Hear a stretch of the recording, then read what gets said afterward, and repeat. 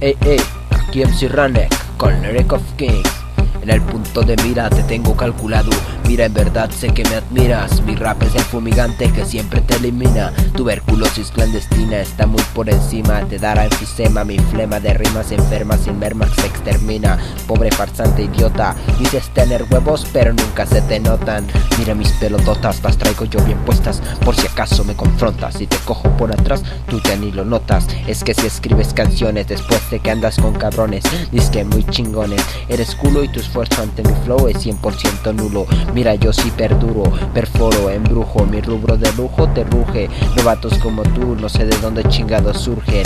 En el barrio todos me aclaman. Tengo mucho crema para los que como tú siempre me la maman. No autorizo cuando difamas mi crew y mi raza. Tumbada te hace cagada en un 2x3 y te vas a la chingada.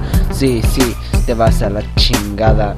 Eres fantoche y eso no se te quita. Eres de día y de noche el que escucha rolas de Paquita. Dices ser rapero, pues entonces prueba mis versos. Calientes e intensos, te dejo tenso cuando pienso. Son momentos densos con pendejos que recen. Quiero escuchar sus quejos, sus lamentos. 100% parado firme en esto. MC Rana, diferente al resto. Clávate lo que detesto, me manifiesto ante novatos como tú. Estoy por encima, muy por encima de tu crew. Controlo en tu cuadra y ya nunca verás la luz.